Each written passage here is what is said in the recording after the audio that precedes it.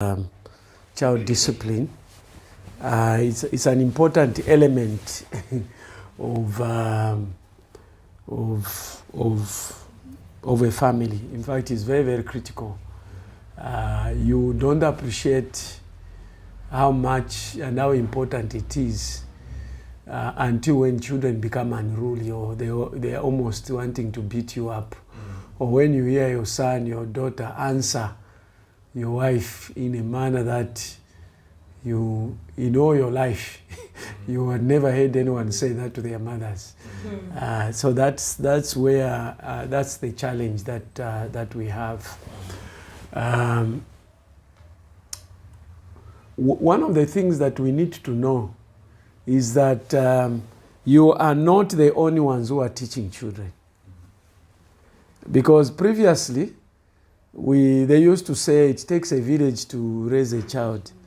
These days, it is taking the globe to raise the child, because everyone is involved in actually teaching these children, and they are teaching it indirectly. You have one yourselves, we have schools, we have friends, we have schools, we have the media. And the media does more teaching than any of these institutions, because they are watching on tablets, they're watching on TV. It's all over. And today, children are demanding to have these devices very early, and things like that. So that's why it's very important for us to take note of the aspect of training up children. The Bible says, train the child in the way that he should go, and when he grows up, he will not depart. And that a child who is not well disciplined, he brings shame to the mother. So sometimes you start wondering, why shame to the mother, not the father? Yeah. The mother always there. The father is out for work, the mother is there. Which mother? You mean some mothers? She might even be more away from work than. Those days when they were writing. Yes. Yeah. So that is the challenge that we have. So we will discuss. I set up something like 10 commandments, 10 things that you need to know about training children, and then we'll be adding and subtracting. Okay, we'll be adding, not subtracting. So the first thing that, before I even go there, the foundation for raising children and training children is that you have to be, first you have to love them. You have to show them love. I mean, I know love for normal parents comes naturally. There are people who don't have natural affinity or affection for the children, but those are more of abnormal, maybe because of the way they were raised or something like that. But the most important thing is that you really have to love your children. You have to show. These days, you even have to tell them that you love your children. When we were growing up, there was nothing like that. You just knew that they love you. I don't remember a time ever when my mother, let alone my father, told me that they loved me. I just knew they loved me. Now these days, Tabanji, you love me, it becomes a challenge. But these days you have to tell them, because of the environment they are growing up, the things that they are doing, they are seeing. And they get exposed to so many things so early. Even their vocabulary is very much, maybe 10 times the vocabulary you had at the time that you were their age. Because of the media, they get exposed so much to the media.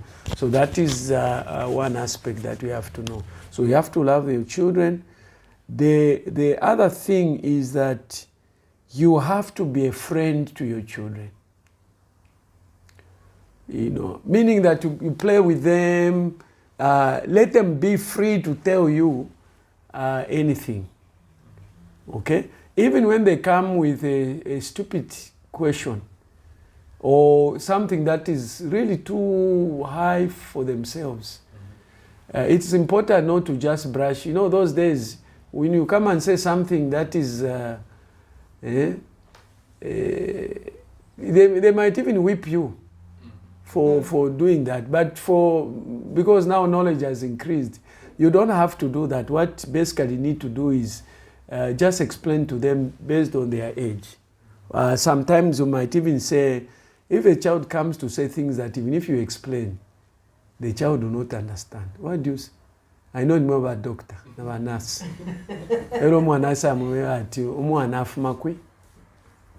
What? I've actually been bombarded lately. When I was 6-year-old. She's been constantly asking me how old I am. How old you are? Yes, more than once. So I don't know. I just know I'm old enough. But why don't you tell her the age? I don't know whether it's where they are sent to. I don't know. I'm just being confused. No, on that one, There's nothing. There's nothing. 6 years might not even understand whether that is serious or that is. But you also need to find out. Why do you want to know? Why? Yeah. Why do you want? It should not be like. But why do you want to know? You know how to talk to her. No, I'm old. But sweetheart, why do you want to know? And just, and you must, the answer you get is just. So if it's just, it's not good. My answer is not good enough. She knows that. Just you tell her. Okay, so go and count how many years. And I know lesson what she will Yeah, but things like where does the child come from? They might even ask you about sex. Because these kids are getting exposed. Even the curriculum is, so what would you say? I remember Namanda when she was young. She asked me a question. Mom, when you're pregnant, where did the child come out from? So I just said, you know what, there are certain things, even if I explain to you, you won't understand, but I'll tell you. So we talked, we talked, and she forgot about it. Then there was this soap opera, from South Africa. It was so famous. No, I don't know. So is it Dingo? Not Akalis, but so she. Okay, they just showed Mulemba. They didn't like show everything. So she ran to bedroom. She now I know where the child comes. So I'm not sure I was looking at me. I just said, oh, so you know, yes. Tell me where. At somewhere here. And she was so scared that so she just said somewhere here. Yeah, so some of these things, sometimes you just tell you are too young. When you grow up, I'll tell you. Don't tell lies. Because those days, I'm still and and things like that. Because you see, the problem is that if the child does not know the truth, the time that the child is going to know the truth, they will mistrust you. They are going to mistrust you because now they can't. You explain that you are going to tell them when they grow up, or at a particular stage. Yeah, because you see, when they go, children should be able to trust that my parents will tell me the truth, not that they'll tell me lies. Then you begin to lose some credibility over them. And the older they get, the more challenging it becomes. Okay? Well, raising children is easy. Is easy. But raising, when children start becoming teenagers, because now they start growing, they start thinking, there is just some level of rebellion that is inbuilt in them. So if you have not developed a solid foundation with the children, it becomes a problem. That's why we are saying you have to be friends to the children. friends and friendly. Friends are able to discuss. Of course, friends with parameters. Yeah, that's an important element. The second element when it comes to child discipline is that never contradict each other. Don't have separate rules for child discipline.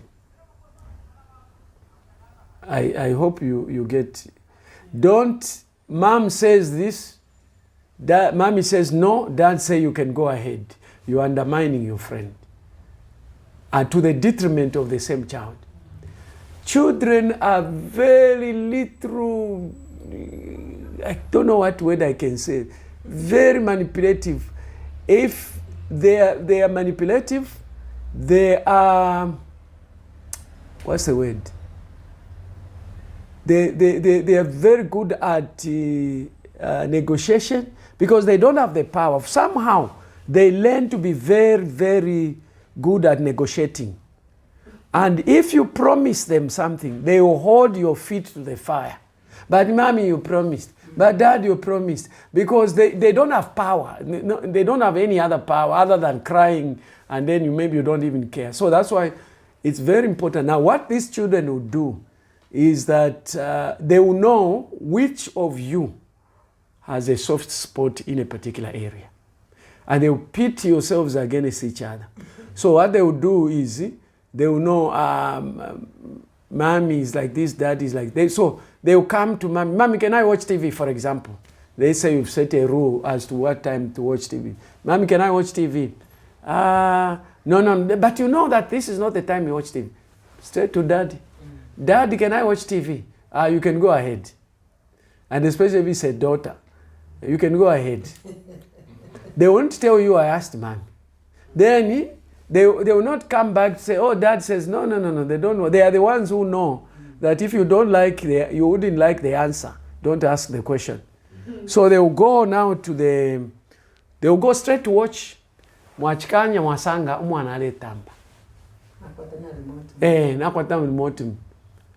Didn't I tell you not to watch? But daddy allowed me. What are you going to do? If you say something, then you appear like you're the bad person. Yeah. So the rule of child discipline, and I read this in a book. It's a very, very old book. So that's, but it was from an old book that it says, you should have the same language. If mom says no, dad also says no. And so it's important if you talk to your mother and things like that. Otherwise, they pit you against each other. So that is an important element. And yeah. So even if you don't agree with your spouse, even if your spouse seems to be too harsh, don't say that in front of children. Go and say it separate. It's the same as quarreling. You don't quarrel in the presence of children. That's why one parent was told by a son, why are you quarreling? Don't you have a bedroom? That's a son. That's where the quarrel ended. Between the father and the man. No, it ended there. Because yeah,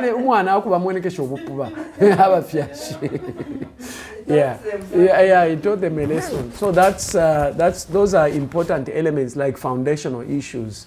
One time it happened to us. When we had 3 children, I think the 2 knew that a soft spot for the smaller one, now the one who just passed. So whenever they want TV, they would go and say, Namonda, go and tell dad. Then you come, dad, can I watch TV? You can go ahead. Then, no, this is not time for TV. So one time, it just dawned on me and said, I think I'm being played here. Yeah. So it dawned on me. Then when I said, they even agreed, Kaidias, when we ask, you refuse. So, but Namonda, you always agree. Yeah. So that is the challenge when it comes to raising children. I don't know if there are any questions so far. I just relate with that because when I was in boarding school, mom had, she had DACA, so that was unrealistic, where money was concerned. So me and my other siblings knew that when we ask mom for money, when you generally don't have money and you're hungry, you ask mom for money. Mom will refer you to the money she gave you that you misused. But when you ask dad, Daddy, I want money for so, he'll send. So where money was concerned, so you knew where to say, where to ask from. Yes, mom, we knew mom is not going to send money to you. Go to dad. And he used to send. Dad used to send. And you know, in our generation, in our generations, mothers were more tough than fathers. Very, very tough. Anyway, so let's begin to look at the 10 rules. The first one is you need to set clear and consistent rules. Clear and consistent rules. You cannot discipline a child against a rule that does not exist. Even when we look at the way life is, even legally, our legal framework, you can do something that is so bad, but if there is no law, you'll be acquitted. Or they will have to find some excuse, some law that will be close to, because you cannot be tried for a law that does not exist. And the Bible is very clear.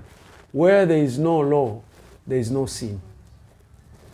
So that is an important element. So the first thing in child discipline is set the rules in different areas. Now you can set them step by step, because not every time will you have some things will pop up as time goes on. So you have to set rules, ground rules, maybe making of the bed. They are different depending. These also depend on the age. If they are very young, the rules would be, as soon as you play with your toys, put them together, pack them, and put them where they're supposed to be. When they grow, when you eat, take the plates, go and put them in the sink. So you have to give the rules. You have to set the rules in everything. The rules on language. The rules, basically set rules for the children. That is very, very. Those rules should not be flexible rules. That's why they are supposed to be clear and consistent. And those are rules that both dad and mom agree on.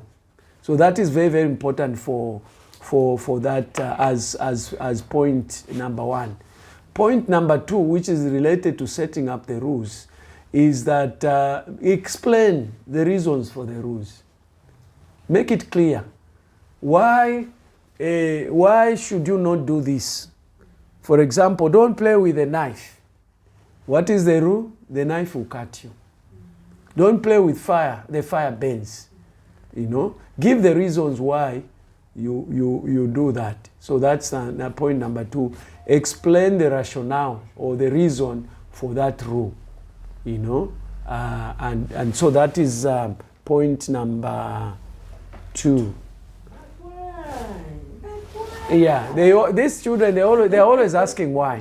They want to know the reason. That's why you need to explain the rule, the reason behind that rule. Yeah.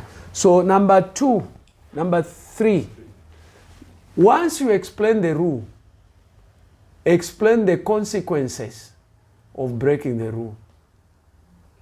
Okay?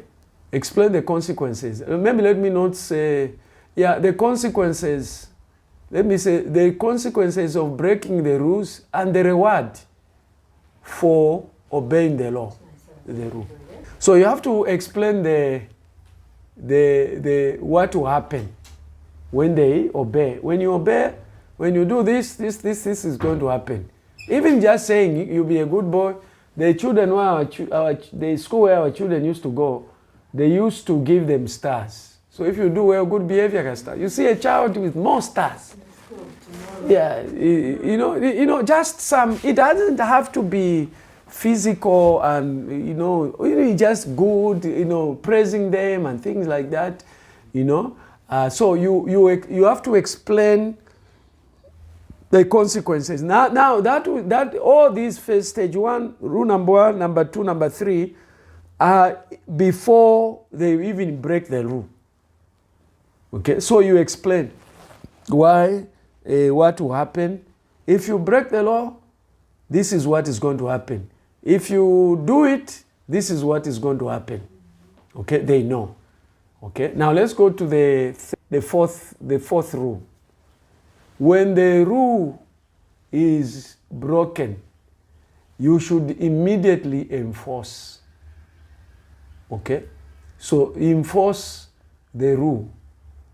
Okay, now enforcement is in 2 parts. There's positive enforcement and negative enforcement.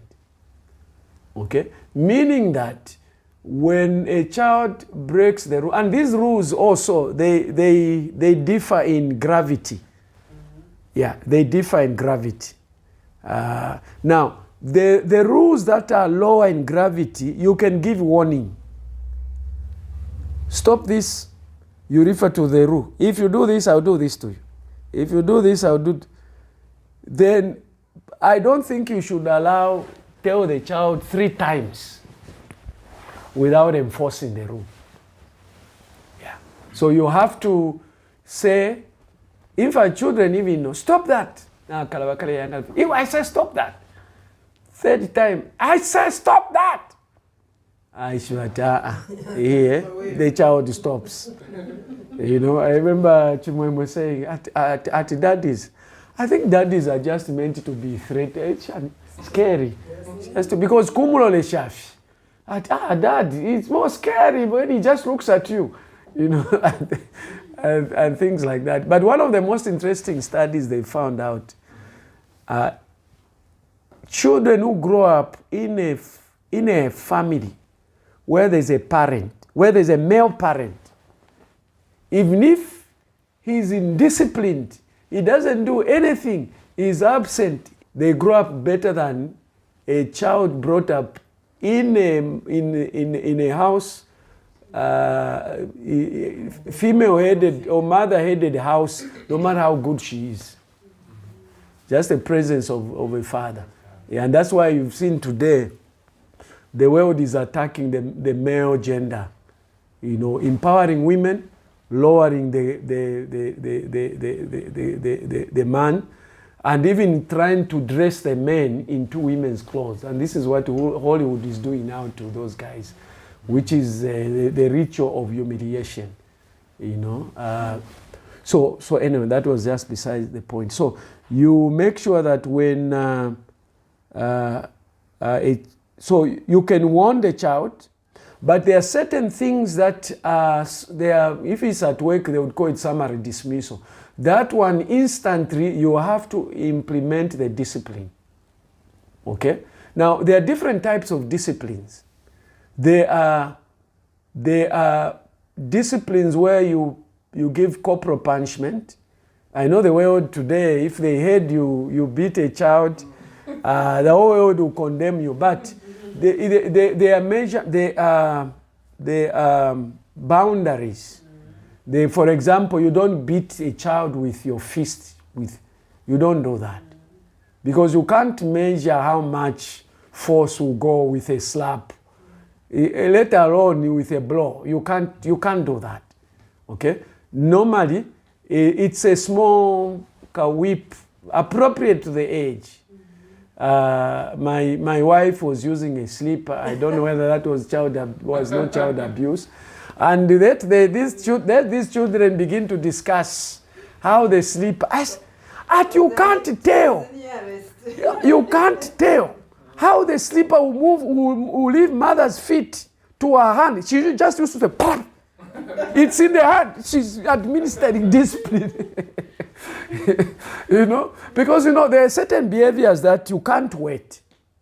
And another thing that you need to know is that children, the child cannot do something in the morning, you beat them in the evening. They have no memory. It's like you are just traveling. So you have to institute the punishment there and then. So what I'm saying is that the lower level, less, I don't have the ways to, no so serious rules, you can give warning, or you can just talk and give warning. But like, for example, if you find your child is insulting, that's capital punishment. You can't allow a child to be insulting. And there's just certain behavior of disrespecting. You can't allow your child to disrespect the maid or the gardener. Because what you are teaching children is the concept of authority. They need to understand the issue of authority. Because a child who does not respect, who does not recognize the concept of authority in the family, they will not respect teachers, they will not respect the police, they will not just respect. Children need to grow up with order and structure, or else they will not respect it when they go out there. That's why there's a difference between children grown up in a compound and children grown up in my yard. Okay? Now, some of us were growing up in places where I know it's an extreme, but kupita kofi ati pepan. There are different types of enforcements. Okay?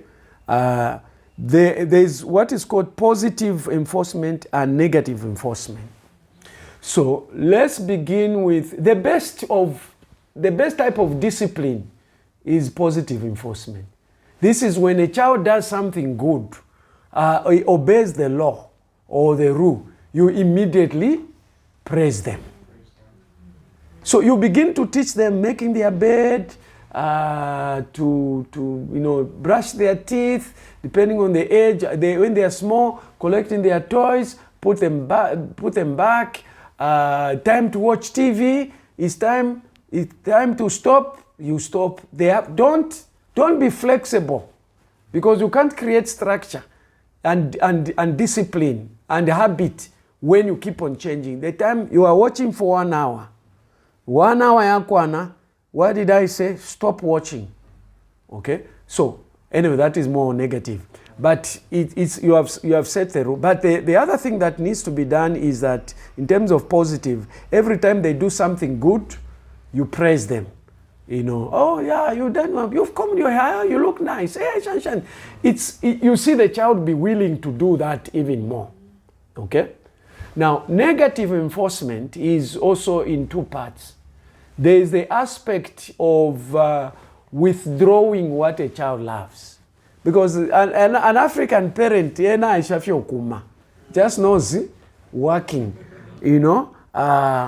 So if, for example, a child loves TV, maybe let's say they do something positive, they can win, they can gain point.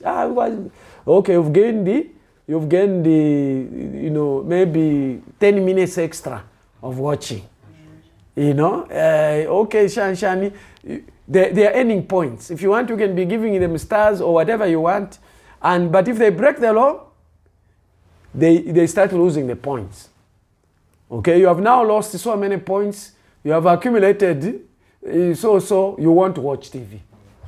Or you won't go to play with your friends. It's the thing they love. So which means in that case, the discipline should differ. Otherwise, you are going to, when we were in SOS Children's Village, we were disciplining children. I was managing SOS Children's Village, where it's an orphanage basically. And so the model, the rules or the policies was that we had to use the Western style of discipline. So send him to the bed to sleep. Lock them up. And then we had this child.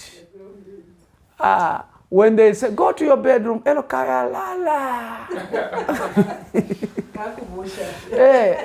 so that is not discipline. So you have to, there is the aspect where withdraw what a child loves. Of course, we know that those things that are more serious, that's where we reserve to like whipping, spanking, but don't overdo it, because if you overdo it, some children stand. You are beating. I remember I heard the story of this child where the parent, the father said, sit down. The child did one. There are those children who are strong-willed. I said, sit down. Now when it reached the 3rd degree, I said,